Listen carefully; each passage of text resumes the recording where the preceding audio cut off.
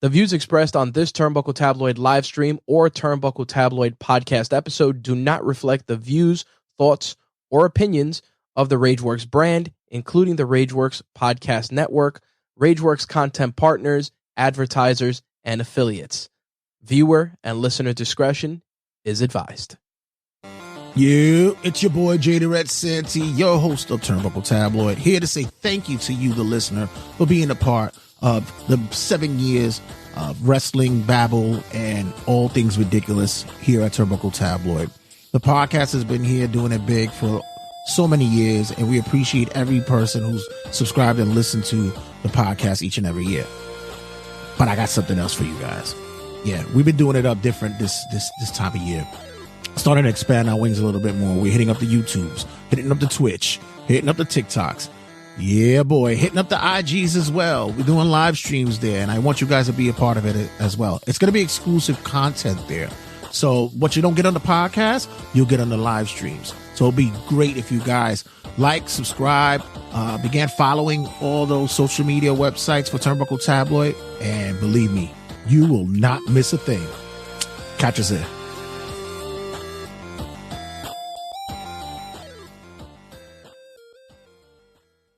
Five, four, three, two, 1, 0. All engine running. Liftoff.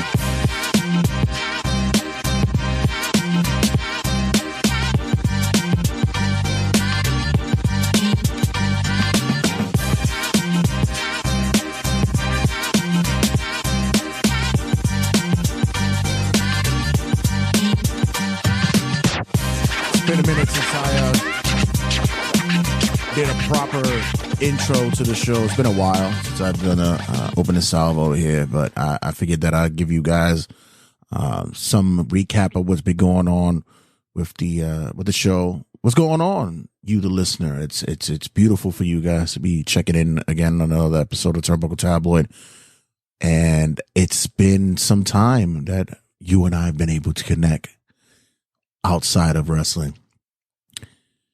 Yeah, it's been it's for you guys. You guys know that I pretty much have spoken about my love of gaming. I love my video games. I've been playing video games since I was maybe like 7 years old and such. So as I get older, I find that I can't seem to move away from the technology that's rampantly growing vastly in the gaming world. And this one I have to blame on Brother AJ. Shout out to Brother AJ. He's going on a big, fantastic trip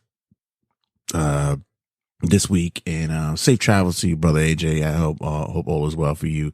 And bring back some trinkets. We need some cool stuff from where you're going. Any case, he tells me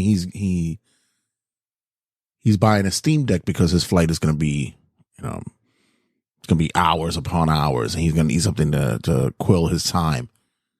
And he gets the Steam Deck, and I can't even blame him for too much, because I was gonna sit there and say how he gave me this long dissertation of how great the Steam Deck is. I think he probably said one sentence, and I said, might have to buy that. Let me see what I have on Amazon Bucks. Let me see what credit I have. Sure enough, I had a nice chunk of some Amazon credit there. So I was like, you know what?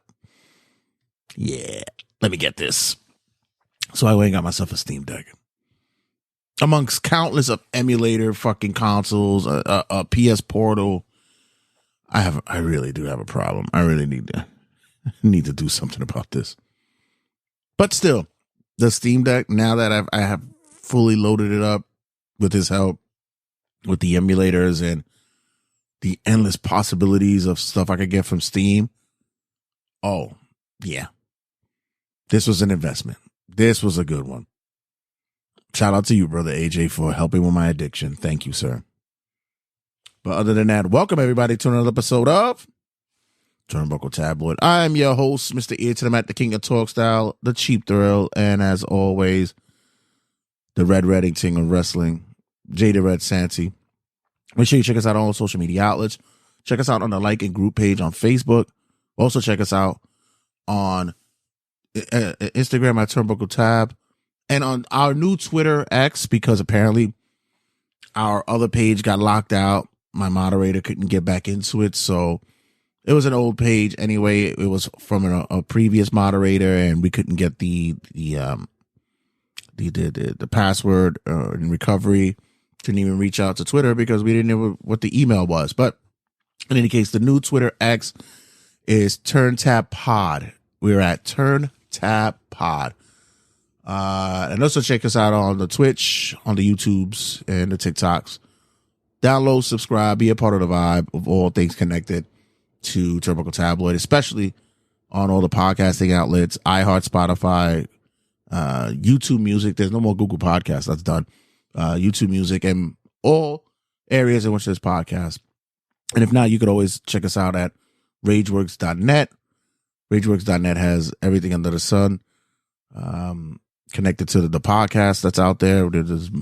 It's a plethora of numerous podcasts that are underneath the Rageworks umbrella, and much more, guys. Also check out the website at rageworks.com. There's a lot going on. There's a lot going on out there. You guys are pretty much affiliated and familiar with the Rageworks family. Shout out to the boss doing big things. Open up a new spot out there in Queens Village, where if you guys get your needs to or want to get that taste like I have, I've been dealing with this love of podcasting, you guys could go to check out the family at Rageworks for that. Information will be coming shortly, more about it. I'm gonna run some ads on it here, and you guys are thinking about doing your own podcasting, Rageworks got your back for that. So, and other than that, it's been cool, man. It's been a minute. Year's going fast. School year's gonna be done, and I'm looking at next year. Super producer Sally is gonna be a senior in high school. Shit, how time flies, right, guys? For you guys who've been listeners from day one, you guys have been through the ups and downs, the highs and lows with my world of parenting, but it's been more highs than anything. I've been blessed and thankful that I don't have a rough time with it. She's a great kid, and she's doing big things. Shout out to her, man. And happy Mother's Day to all those who are mothers who listen to the show, and for those who still are able to connect with your mothers these days. Yeah. We all know how important that is, just to highlight that. Shout out to the dudes that are also doing motherly things as well.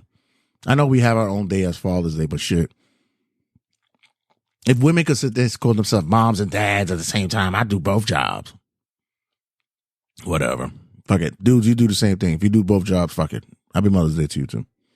I ain't with that. I'm with those. I'm with the my day comes when it comes. I'm good. I'm good with my one day in June. I'm all right. Other than that, guys, we got much to talk about this week on Turnbuckle Tabloid. This episode we have Wrestling Rundown, discuss the news of the week, what we have popping off, what's happening this week's news, as well as we have a conversation with a friend of the show we haven't spoken to in a while.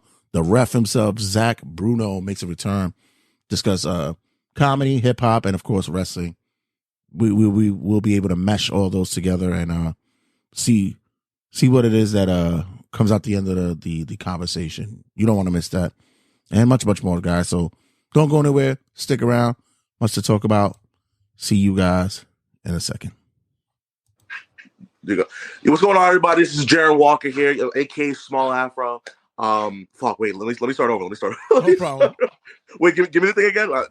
I'm saying I'm listening to what? Turnbuckle Tabloid. Turnbuckle Tabloid. All right, bad. All right, ready? What's up, everybody? This is Jaron Walker, aka Small Afro, and you're listening to Turnbuckle Tabloid. It's Wrestling Rundown with Jay Santy. Live from New York, it's Turnbuckle Tabloid.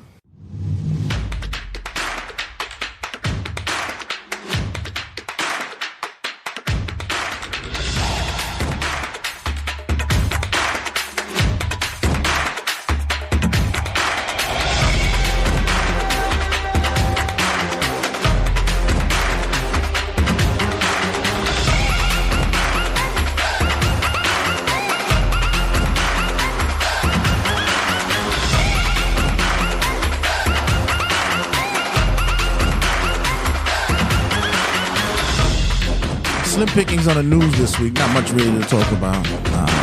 Just quickly want to go through wrestling rundowns and other stuff that's happening. It's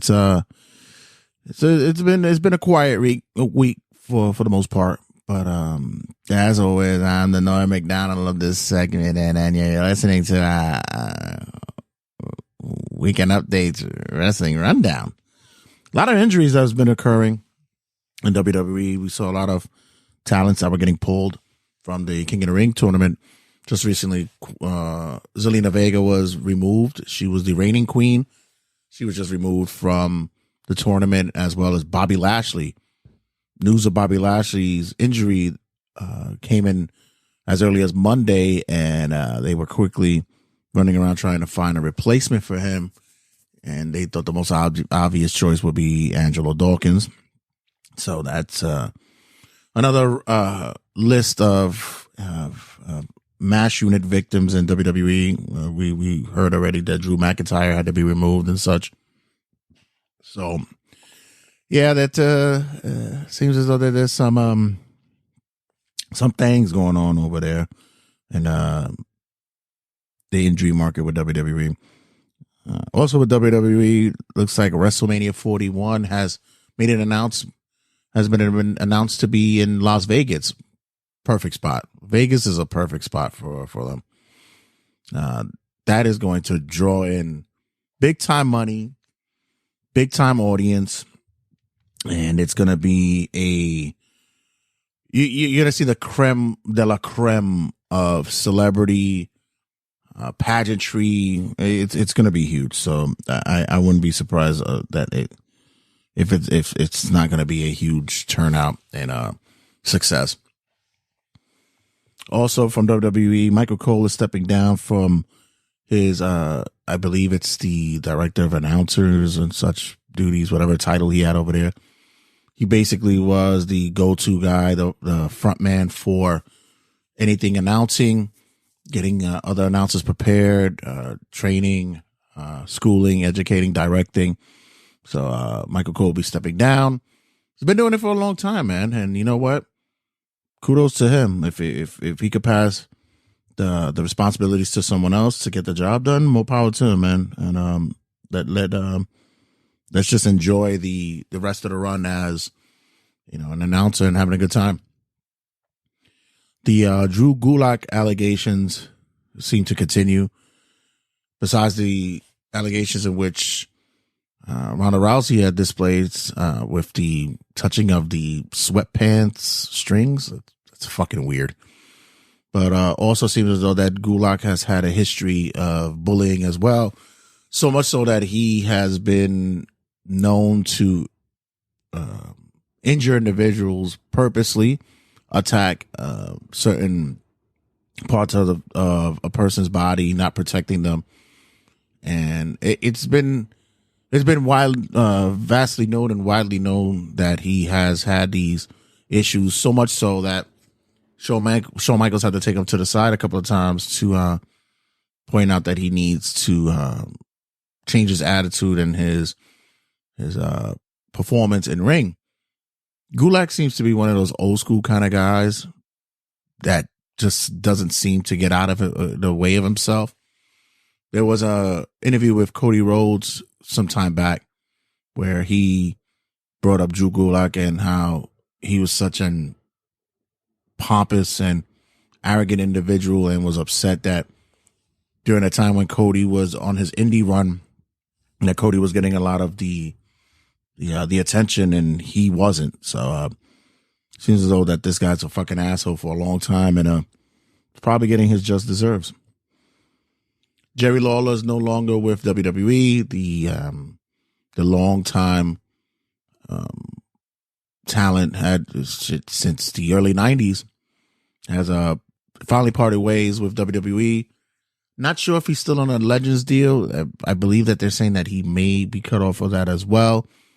But he also mentioned that he knew with himself that after his recent health scare, that he wouldn't be able to put together what he thought would be the best when it came to commentary and such. And he felt as though that it was time for him to move on, and the company felt the same, and they parted ways amicably. So good luck to him.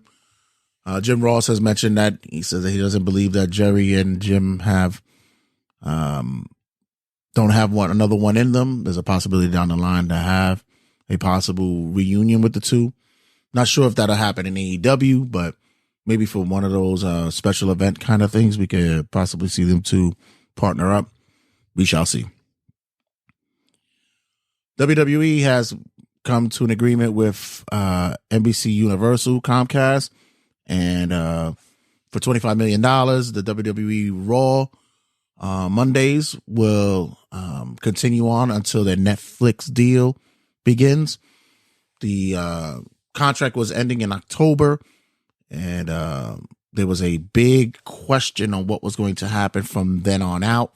Seems as though that NBC Universal and WWE have come to an agreement in which they will finish off the last 2 months of that said contract with an extension, and we'll slide right in for the Netflix premiere in January of 2025. Ronda Rousey's doing such a hell of a book tour right now. It seems like everything that's coming out of that book seems more about WWE than anything else.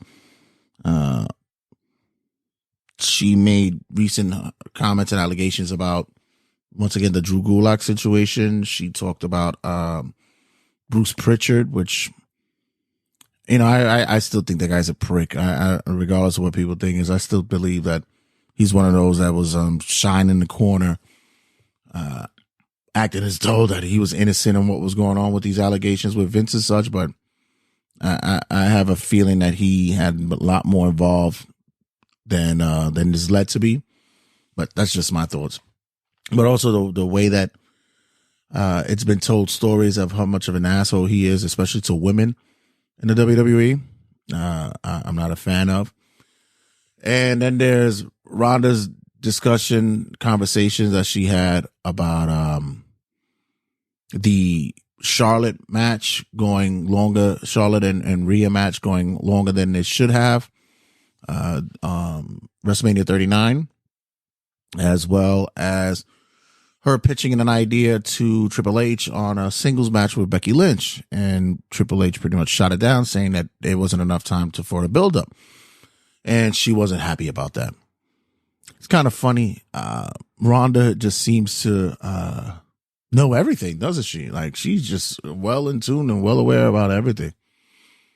The one thing that peeved me was this belief that she could just go walk in and pitch this idea for the Becky Lynch match and be upset that this can't occur. Like, you know, especially when what the timing was.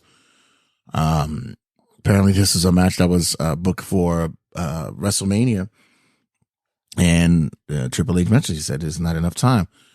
Just because you've been a fan of wrestling for so long doesn't mean that you have the audacity to just go in there and think that you could just make changes and pitch ideas and it's going to get greenlit as instantly. That would be like me walking in there and being part of creative and just believing that everything that I put up there is going to get, is going to work. And sometimes you just got to lay back and just listen. Get a feeling, get schooled on the etiquette or the build up of how to put together a program in which will make sense, and not just get upset that your shit didn't fucking go over. It's kind of ludicrous to believe that you have that carte blanche to do that, but. It's Ronda Rousey, and whatever Ronda's gonna get whatever the fuck she wants. That's why she's such an ass, and not many people like her. There was talks that Backlash had its lowest pay-per-view buys in history. Backlash recently on the specs didn't do the numbers that they thought on pay-per-view buys, and is one reason for that. And guys, I hope this is not a shocker to you. I'm hoping that it's not, but in all reality, Numbers don't lie. Subscriptions prove it. Before WrestleMania, there was a bump in Peacock purchases and subscriptions building up to WrestleMania. A lot more people subscribed and became members to the Peacock Network family, as well as the additional part, which gives you the ad frees and such. So everybody who was buying pay-per-views pretty much don't have to buy pay-per-views anymore. You get the PLEs easily. That's why the numbers are low. It's not because nobody wanted to see it, not because it was uninteresting. It's because everybody started getting Peacock subscriptions. It's not a big story. Everybody wants to make it a bigger story than it is, and it's not. Do the research. Look it up. Guys, it's not that easy shit. And yeah, it's just ridiculous.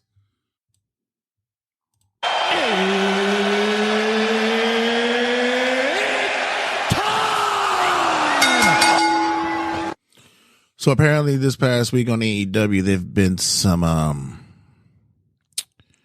really rude and disgusting practices that's been occurring, and it's happening with the audience members. This past week on Dynamite, they were at I believe it was Edmonton, and there was some instances. First of all, they had a guy run into the ring during a Rampage taping. Good job, buddy. And there were some instances where audience members in the crowd were very rude to the female wrestlers. So much so, one instance in particular, a fan, a male in the audience, was so disgusting with his comments to Sky Blue that he had to be removed. And the guy was there with his kid doing this. There has been some backlash and outrage from the women in wrestling. Even the women from the WWE made comments and statements about said individuals and such. Guys, come on. And, you know, the day and age of wrestling, we're seeing a progression of the women doing their hardest, doing their best to get in that ring and perform and give you guys entertainment. And yeah, it's some of their outfits, some of their gear has been a little bit revealing, and I've been noticing that too. A lot of ass has been showing lately, and I'm not opposed to that. I'm very much accepting of this practice. But at the same time, we need to set fucking limits on our behavior and such. And for me to talk, to say this, because I am an obnoxious ass when it comes to being a heckler and being that type of dude at wrestling shows. But when it comes to the women, there's just the only thing that I give to the women is I give them shit about their matches. If their match is shit, I'll give them shit. And then I'll do the same thing with the guys. The guys are no different. I give the same thing to the guys. But when it comes to women, I'll make comments, but I'll do it to within my people, my guys. Like if a woman comes in the ring with a fucking enormous ass and it's looking delicious, I'll look at the guys and go, God damn, that ass is fucking right there. I'm not yelling it out and being fucking rude or disrespectful. I'm not going out there trying to grab ass or slap them. You know, there's a certain line you don't cross, and that's the line you don't cross, guys. I mean, we need to slow that up. It's ridiculous, especially if you're going out there with your kid and you're being an obnoxious ass with your kid in front of you. Like, what kind of fucking example are you guys? Get your shit together. I mean, it's been, you would think that the barbaric ways of yesteryear will be gone, but nope. Apparently alcohol, maybe not even alcohol, because I could even say that maybe this guy wasn't drunk. He doesn't need to be drunk to be an asshole. It could just be that's just in his nature. But at the same time, listen, they're doing their damnedest, even bad or good. They're doing their damnedest to put together a show and give them the respect that they deserve in and out of the ring. Know your part, know your place. Because at the same time, I wouldn't hear you guys doing any of this disastrous shit anywhere else. And if you're doing it at your job, if you're doing it with family, then you know, maybe you're the problem. Maybe you need to start focusing on trying to better yourself and fix yourself. You know, yes, many of the women, especially this day and age, someone put up a picture the other day of the talent at NXT, and a lot of them got that gluteus maximus going on, and I'm all with it. But at the same time, they're busting their ass and trying to put on as much of the work and the ring time to put together solid matches. And I think, yes, with the women, there is a sex appeal to it, of course, but it's no different than what it is at the same time with the men as well. Regardless of what you think, there is an appeal, whether it be sex appeal or connection and such. There is an appeal there. But with the women, it's a little bit more because, which, by the way, do you know who, if you ever did if did your own study, do you know what audience the women's wrestlers draw the highest in? If you look at it demo wise, it's not young males. It's not that bullshit number they give you, the 21 to 49 shit. No, female wrestlers are more of a audience draw with young male men as boys, little boys. And they don't look at them as good looking or whatever. They just like women's wrestling. I mean, little girls do too, but it's been more of a young men who, little boys who enjoy women wrestling. And I think that's, an appeal that draws high with the crowds and such. And the wrestlers do appreciate it. But when you get these older gentlemen who believe that just because they paid a ticket that they could be, gives them the right to be an obnoxious asshole, then, you might need to fucking start realizing that, yeah, maybe you shouldn't be going to these shows anymore. Maybe you should be watching from home. I would go to a show and, I would heckle the shit out of the wrestler, because the female wrestler, because either A, she's a heel and I'll fucking call her out for being a heel, doing bullshit, and B, I don't like the way you wrestle. I think you're trash. But as for to make lewd and disgusting comments about them and such, listen, I have a daughter, bro, and if I would hear anybody say some wild shit like that to my kid, regardless of how old she is, there's going to be a fucking problem. Just let it be known. So just remember that these women that are in the ring, regardless of what's going on or what they're wearing and such, I mean, they should be respected as well, and respect their craft, as my boy Ray Sanchez is a podcast is called. Respect the craft. Guys, when we come back, we have a conversation with our boy, the ref, Zachary Bruno. He stops by. Haven't spoken to him in a minute, and he and I have tons of comments, because the three subject matters that we love heavily in our lives are hip hop, comedy, and of course wrestling. And he's found a way to tie all those three things together in his profession and his new careers and such. So we'll get deep with him and have conversations about what's going on with him and our love for all three subject matters. If he would have been able to add video games in there, it would have been the perfect show for me. But other than that, guys, don't go anywhere. Stick around. Much to talk about. Check you guys in a second. All right, what's up, everybody? This is a smooth superhero, Mantequilla, and you're listening to the Turnbuckle Tabloid. Good? One more time? Nah, we good. Okay.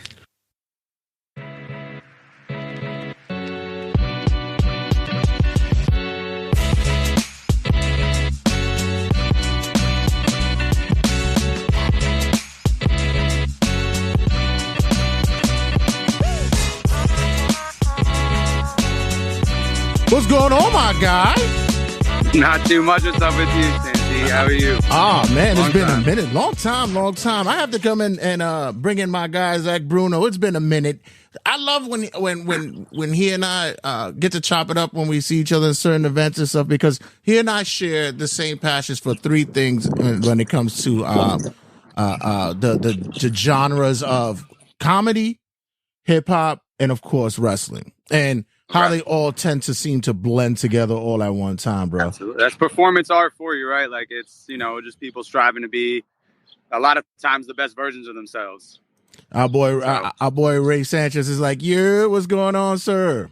Yo, thank you, Ray, stopping by. You know the deal. Yeah, so like you said, they all hit the spectrum of the performance arts world, and they all seem to, one way along the line, seem to find each other. Especially nowadays, especially when we get to, I'm embracing the fact that hip hop is really getting into wrestling more and more this day and age. I mean, shout out to the world champion, Swerve Strickland, the brand new AEW world champion. He was, obviously it's been before that, with even John Cena and, some stuff like that, but he really was, or is even now, very much blending those two worlds. Yeah, and even on the outskirts, like when you're looking at like Griselda, when you see like West Side Gun and all those guys, even ASAP Rocky, look what he did, with Yams Day. Yeah, definitely with Yams Day. You get even in battle rap, you hear Charlie Clips and all these guys. They all in it, man. DNA. They love their wrestling, man, and it's a beautiful thing, because we always associated years ago wrestling with rock. It was always seemed like those were the ones that were now hand in hand. But now the Creed days. Yeah, and now it transitions. I was just listening to the other day. I was playing WWE 2K24, and I was playing Shane McMahon's theme song, and you listen, it's like, that's Naughty by Nature. Like, really? It's like, I mean, Shane was probably a hip hop fan in the mean streets of Greenwich, no doubt. That definitely, he was doing his thing up there for sure. So, what was your out of the three? What was your first love, your first passion coming in? Oh, the first out of those was wrestling, for sure. It actually probably went wrestling, stand up, hip hop. To be honest, like, I fell in love with wrestling really early, like 5-6 years old.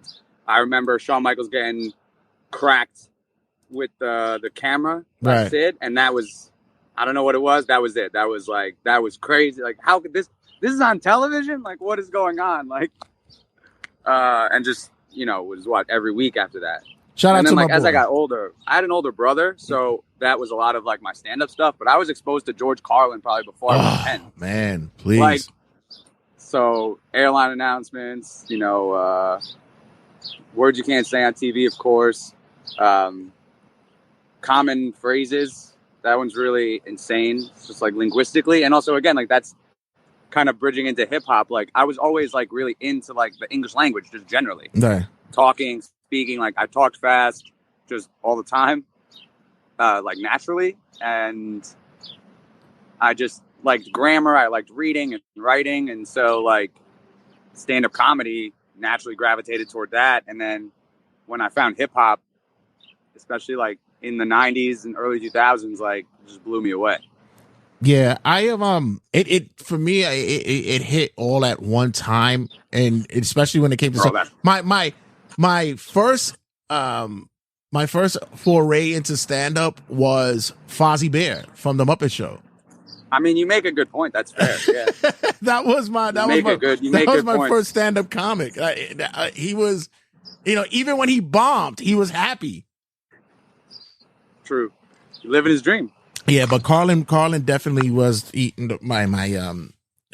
my first, like. But I remember all those like in late, like maybe middle school, like 7th, 8th grade. Early Dane Cook specials. Carlos Mencia, Gabriel Iglesias on Comedy Central Presents. Kathleen Madigan, hilarious lady.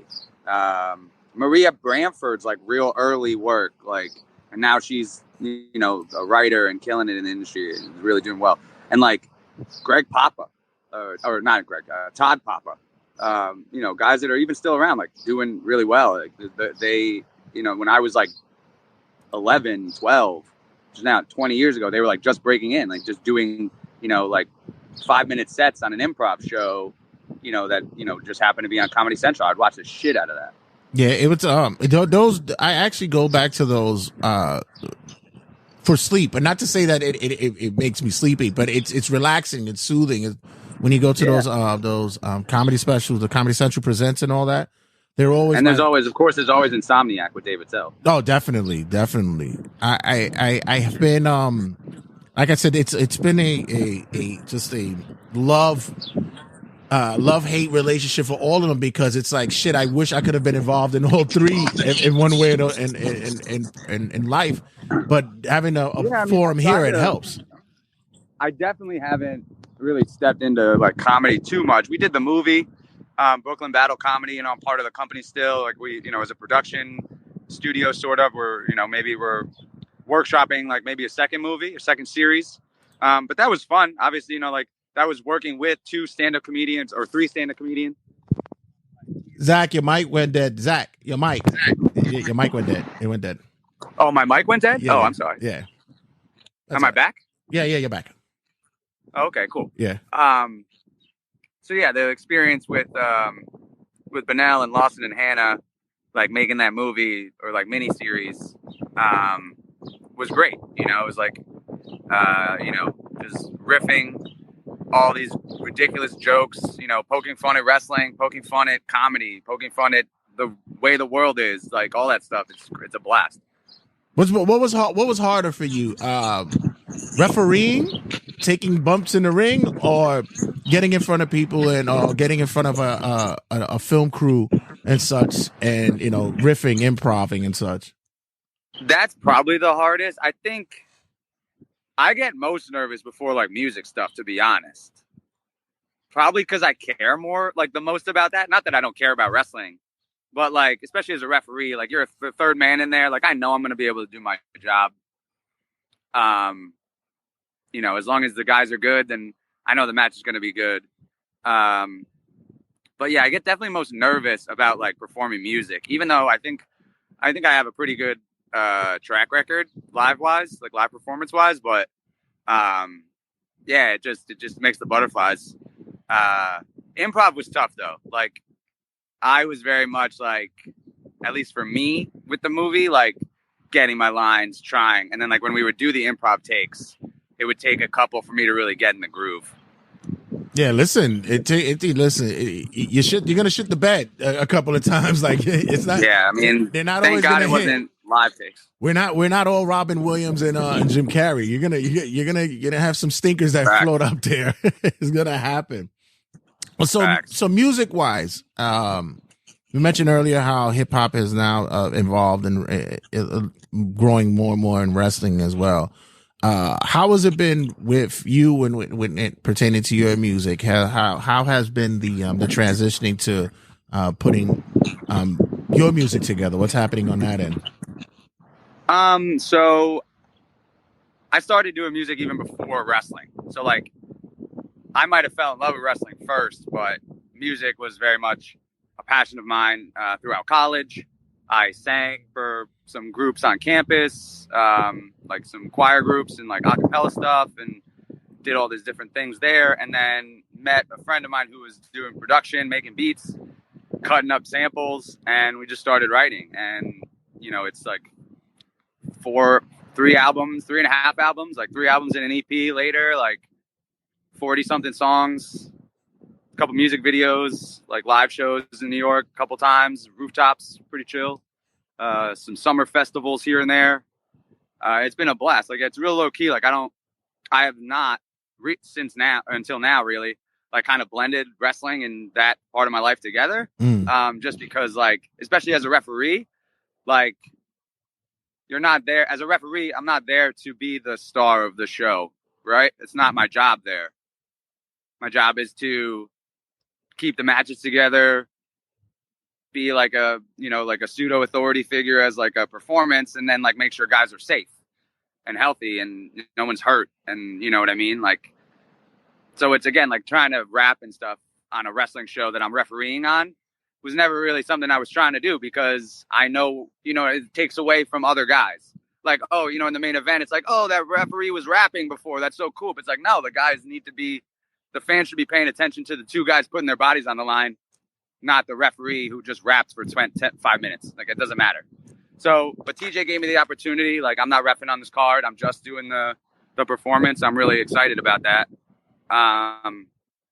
But yeah, it's been a part of my life for the better part of all my 20s and all my 30s. We don't do a ton of live performances anymore. My producer and co-artist has children, and he's a full-time teacher. So, it's tough for him, other than the summertime, to get time away. But, this is hopefully the start of at least a couple live shows into the summer. You said, the whole singing and all that and being part of an a cappella group. It just reminded me of Andy from like The Office when they have like that the quartet. But even that, it's not easy, man. And don't sell yourself short with the refereeing thing. It's a very important gig that you guys play a very important part in that referee. I'll never downplay the importance of a referee, but especially because of the danger of wrestling, the risk that's involved. You never want the referee to take away from the wrestlers, because the wrestlers are the ones that are putting their bodies on the line. They're the ones taking the risks. They're the ones going out there and trying to make it happen in that regard. So as a referee, I do want to kind of take at least a step back and give them that, center stage, so to speak. Right. So, but the Project Sinatra show is a little bit different. It's going to be lit. It's going to be absolutely awesome. Yeah, I like the theme that he went with. Project Code named Sinatra. TJ, shout out to the boys. TJ Marconi. TJ Marconi is hell yeah. He's one of those guys in the business that needs to get much love, give much more flowers in the business right now, because he's smart to the game. He's in tune of what the pulse. I mean, look at what he did to Roman Reigns' career, right? Roman Reigns gave him that Superman punch and rocket strap straight to the top. Hey, look at that, right? You know what I mean? Now you got a story to tell. Ayo. If Roman never hit that big man out of the ring, who knew what could have happened? Who knows? Who knows what would have happened? You know what I mean? So what's the game plan for Project Codename Sinatra? What's the idea here? Well, as far as I know, and I don't know what's been too released and set out in the public, but I feel like what I've been led to believe is that it's sort of going to be interspersed. It's going to be wrestling match, music performance, wrestling match, maybe a DJ set. I think Jimi Hendrix is going to be throwing down some music. I know Alvin Alvarez is going to do some DJ. Oh yeah, I know DJ Alvin, work on the 1 and 2s. Yeah, I know. So Alvin. I think it's going to be sort of like wrestling, music, wrestling, and then obviously the full bar, maybe a little dance floor. It's gonna be a blast. Like I said, I can't wait. If I'm not mistaken, Alvin plays an instrument or two as well. He's a fine-tuned man as well. Oh, word! I didn't know. I heard he was gonna be on doing a DJ set. Yeah, we've had Alvin on the show before. Really it's cool good. if you got in some live instrumentation. That's dope. I don't know if Alvin gets into a little bit of a percussion set going on. Probably takes the drum into the ring and beat the shit out of somebody with a drum as well. Oh God! But that'd be. It seems as though that it's a beautiful time for not only wrestling but for all the genres alike, that they're all meshing and tying it together. I'm going back to comedy. A lot of us, our stand-ups, our favorite stand-up comedians, they've been transitioning to podcasting. And I was going to ask you, what's your thoughts about how comedy is today? People have been so afraid because of cancel culture and such like that. But I felt that as though that it's even flourishing even more now, that there's a lot of pushback. Yeah, to that. I mean, I think there are people who are able to navigate that. But I also think cancel culture, so to speak, there are just consequences for your actions. Louis C.K., really funny guy. You can't masturbate in front of people. You can't do that. We can't? You shouldn't. Maybe I won't go see you. I gotta take that off my list. We can't masturbate in front of people. All right, gotta make sure that's on there. I gotta make sure we're not doing that. Gotta make sure cut that off. We're not doing that anymore. It's just consequences, and eventually people forget, or they're like, it's been enough time. We'll go see him again. But like, guys like Mark Normand really towing the line. He's hilarious. I'm a really big fan of Dion Cole. Mm-hmm. If you've ever seen him, he's really, really funny. I mean, my friend Lawson Leong, really great, comedian for probably close to 10 years or more, or maybe even longer. Stand up in NYC, open mic staple for a lot of years.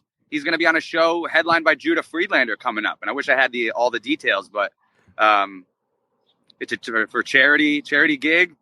And that's like a huge deal. And it's going to be dope. So, there's all these guys and ladies out as well. Hannah Harkness. Yeah, I gotta make some calls again. I guess so. Some of my guys back and bring in some more. I've had Kyle Davis on the show. James Madden, Mad Dog has been on the show.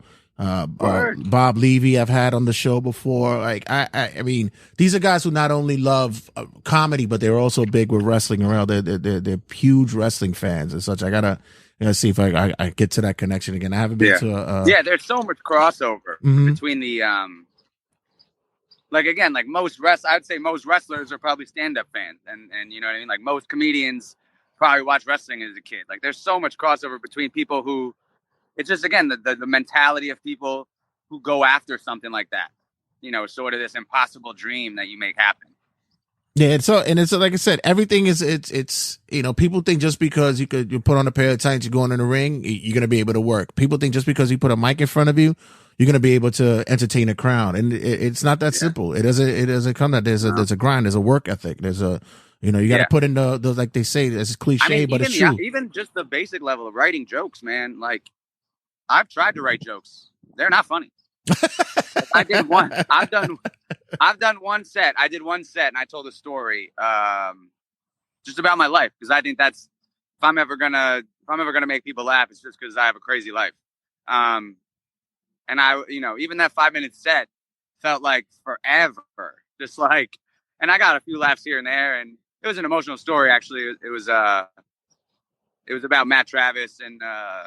Shout out to we filmed the promo on my apartment building roof, and then we went out that night and everything. Obviously, it was me, him, Cam Broadway, Sasha Jenkins. Obviously, it got crazy. But that story is out there somewhere in a 5-minute stand-up set on film somewhere. Oh, but, man. I don't remember everything. But obviously a very emotional story, very, a lot of fun stuff happened. But yeah, imagine to be able to go up and do an hour or a half hour even of written material that you wrote that is going to be funny. Bananas that even happened. Yeah, I have notes on my phone. I've been writing for like such a long time. And yeah, I remember during COVID, I actually went and bought a tapestry that looks like a brick wall. I went and got a stand up. I was going to actually do stand up online just to that would have been dope. Yeah, just to test the waters. I believe with all the notes that I have, I might have a solid 5. I might. It's one thing that I said that I would just to say I've done it, to do the bucket list thing, just to get off. Hell yeah! And especially nowadays, like Brooklyn is propping up with a lot of comedy clubs now. Like there's one up on Star Street hey man, right if now. You ever want to do 5 minutes at the NYC Talent Show, I got the in. Oh, definitely. Oh, I'll definitely let you know. Yeah, but yeah, it's popping up now. Stand up is now becoming, I guess like they'll say the hipster I think culture. A lot of it is the bloom of post-COVID, the world coming back, and like it took a while.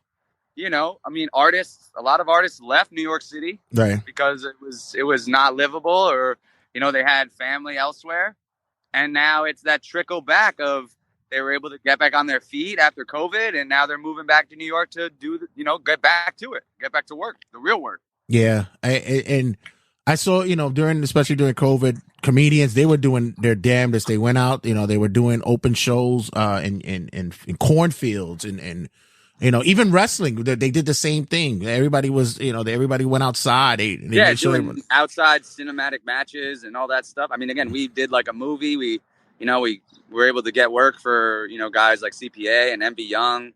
It's just like, it was a one shot, you know what I mean? Like we were only there for really like a day, but some guys get, a couple $100, or we had guys feature for a little bit of, like what would be a booking probably, like we had Danhausen in our movie and Anthony Gangone and Leroy Green. Leroy Green.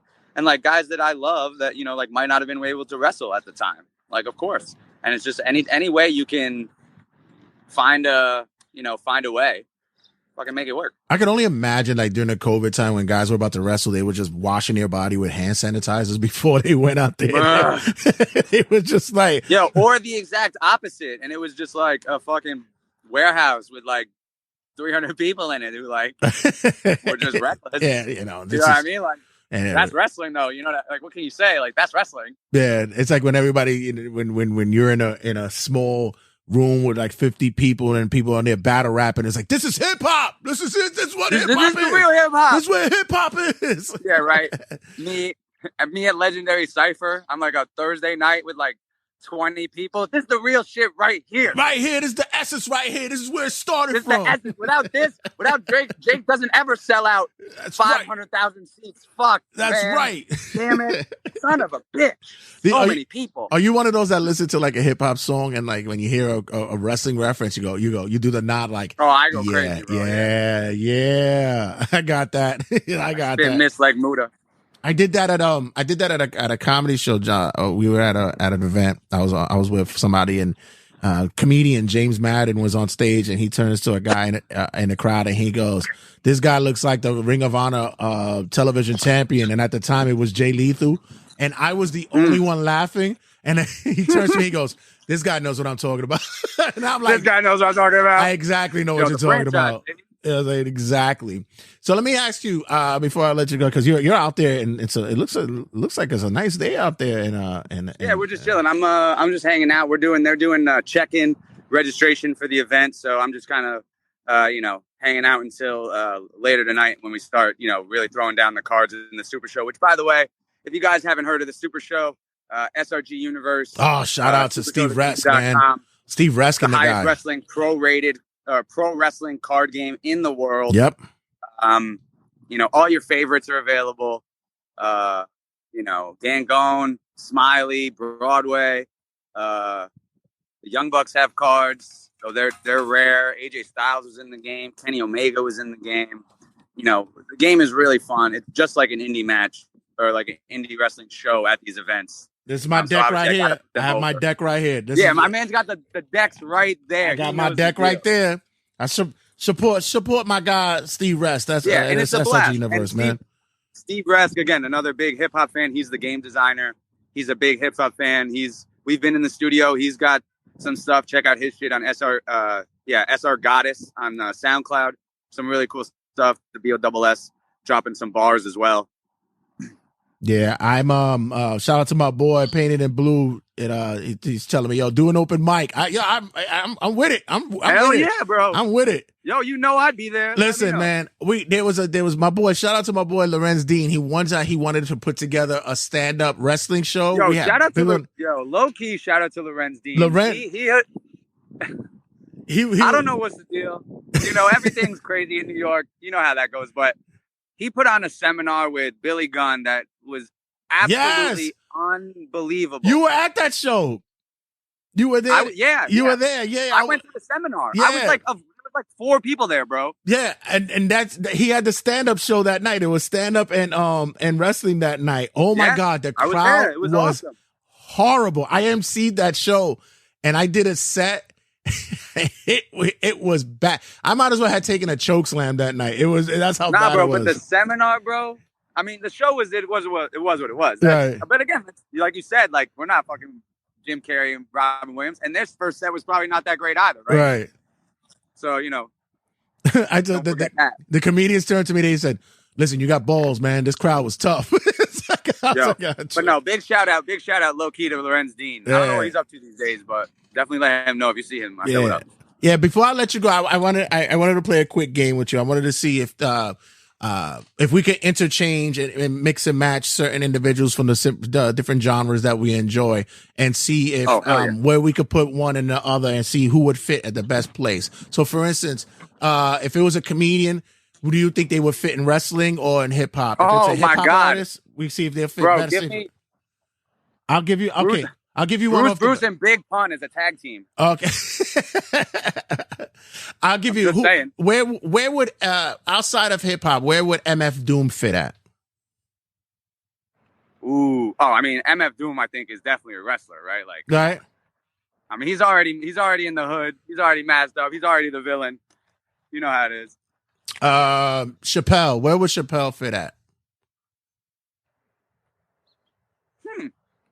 I think current hip hop, like old Chappelle, would like actually be like would fit pretty well in like modern hip hop, the modern hip hop world. Brolic Chappelle though, probably a wrestler. He's huge, bro. You see his straps? Yeah, he's been working out. He's not playing these days. He's not, bro. Yeah, he lives on a farm. He has to move some stuff around over there. He's got to stay in shape. Him and Brock Lesnar, bro. Smart. Hey, look, Carrot Top. Dude. Carrot Top is jacked, man. Carrot Top is definitely a wrestler. Not only is he jacked, but like, dude is actually fucking hilarious. MJF. I guarantee he gets over. MJF. Ooh. I mean, hip hop I don't know about, but I mean, maybe comedy, you know, he puts his tap shoes back on, does a little number, you know? Yeah. And finally, Busta Rhymes. Yo, he is a funny dude. He even brings punchlines in his songs too, man.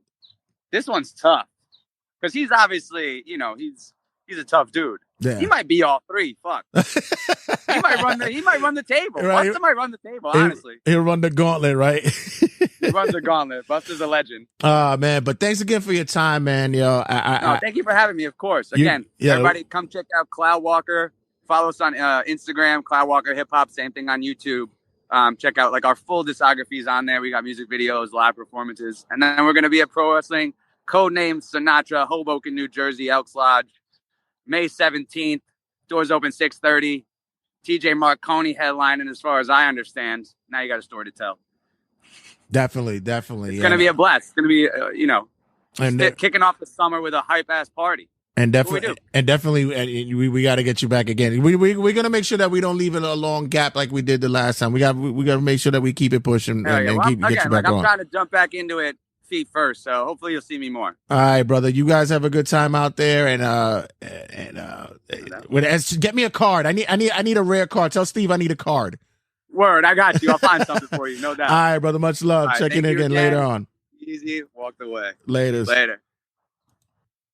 Guys, we have much to talk about later on in this episode. And for all you guys who checked in on the live stream, thanks again for you guys taking in. Trying to do much more social media stuff. I'm trying to kick it in, checking in with you guys. You guys are showing us love here, and I appreciate it.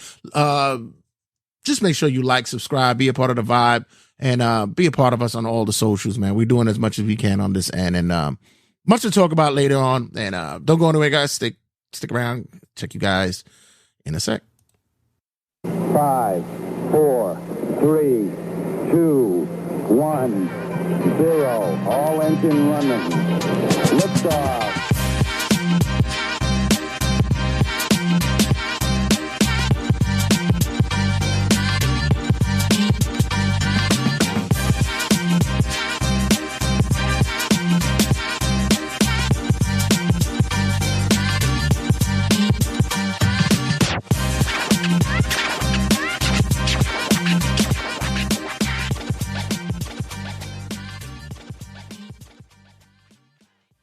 Turnbuckle Tabloid.